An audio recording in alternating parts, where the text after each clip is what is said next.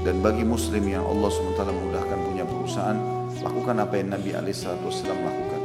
Nabi SAW melakukan pada saat pertama hijrah ke Madinah untuk membangun pondasi negara.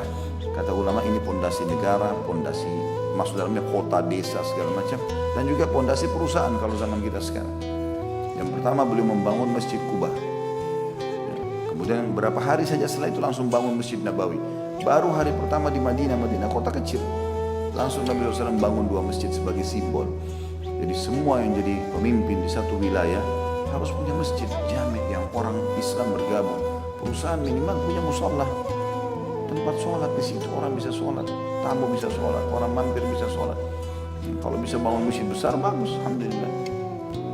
Saya tahu ada satu building baru dibangun di daerah Jakarta Selatan di Gatot Subroto kalau nggak salah. Kebetulan saya kenal pemilik buildingnya. Ternyata dia buat di satu lantai itu khusus lantai 22 luas sekali, building bisa nampung 3.000 orang. Dia nggak sewain sama tenan-tenannya, dia dibuka semua ruangan itu jadi musola, jadi masjid. Dan akhirnya bisa nampung sekian banyak orang. Banyak subhanallah orang berpikir mungkin ngapain satu lantai bisa disewain per meter sekian dolar. Mungkin untungnya sekian ratus juta per bulan. Tapi subhanallah dia tidak berpikir begitu. Lantai lain semuanya disewain sama dia kecuali lantai itu semua harus jadi masjid. Akhirnya subhanallah banyak orang datang sewa gara-gara ada masjid itu. Dan saya diminta jadi pembina, saya jadi pembina di masjid itu. Alhamdulillah kita tata taklimnya, khutbah Jumat segala macam, masya Allah berjalan. Ini yang benar. Dia lakukan yang paling pertama ada masjidnya.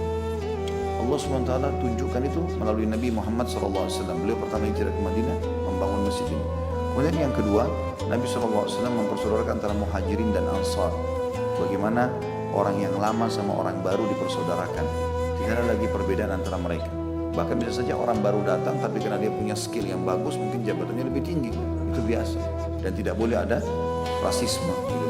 Mengatakan oh saya satu suku dengan pemilik perusahaan pasti saya akan didahulukan. Tidak. Skillnya mana? Kalau skillnya bagus, profesional ya sudah. Begitulah yang diajarkan oleh Nabi SAW. Kata Nabi SAW, Inna Allah yuhibbu min abdin idha amila amalan an yutqinahu. Allah suka sekali kepada seorang hamba yang kalau mengerjakan satu perbuatan dia menguasainya. Ada profesionalisme di situ. Dia profesional dalam bidangnya, maka dia bisa mendapatkan jabatan yang tinggi, itu wajar. Dan tidak boleh kita merasa, oh kenapa orang ini, saya sudah lebih dulu orang ini, baru masuk kok kenapa dapat jabatan dan segala macam itu. Sudah begitu Nabi SAW tunjukkan bahwasanya orang yang berhak mendapatkan yang lebih baik, ya lebih baik. Kemudian tidak boleh ada rasisme di antara mereka. Yang ketiga adalah Nabi SAW menulis perjanjian damai dengan orang-orang kafir Quraisy. Artinya kalau ada di perusahaan, kalau misalnya ada satu perusahaan, dia punya pegawai muslim sama non muslim, maka ini harus ada kesepakatan. Jadi kan, tidak saling mengganggu. Kalau memang harus perusahaan kita membutuhkan tenaga asing atau tenaga orang non muslim, maka dibolehkan dalam Islam. Nabi SAW menggunakan jasa tawanan Badr. Di antara syarat mereka boleh bebas, kalau mereka mau bebas adalah yang bisa membaca dan menulis, mengajarkan cara itu atau ilmu itu kepada kaum muslimin, baru dibebaskan. Nah, kita boleh, kata para ulama, belajar dari orang non muslim kalau memang itu bermanfaat bagi umat, mengambil ilmunya lalu kemudian kita menerapkan di tengah-tengah umat Islam ini. Maka ini juga dibolehkan. Nah, kalau ada seperti ini ada muahad, ada kesepakatan. Kita bisa tulis kesepakatan damai. Tidak ada orang Islam mengatakan kau ini Nasrani loh, kerja di sini kau harus Muslim. Nah, ada itu. Karena dalam Islam konsepnya la ikraha fid din, tidak ada paksaan dalam agama kita. Tidak ada dalam Islam diperintahkan wajib kamu harus begini dan begitu. Dalam Islam. Jadi kita tidak dipermaksudkan kau harus masuk Islam karena kau ada di negara kami, karena kau ada di kota kami, karena kau ada di perusahaan kami. Tidak ada itu dalam Islam. Tidak ada paksaan. Tetapi dia juga nggak boleh melakukan perbuatan ibadahnya di kantor misalnya.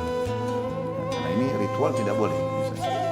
Maka itu semua termasuk hal yang baik yang diterapkan oleh Nabi SAW. Dan ini kita tarik dalam aplikasinya tentunya. Karena Nabi SAW lebih besar lingkupnya itu negara. Tapi kita tarik kepada hal-hal termasuk lembaga pun bisa diterapkan fondasi yang baik ini.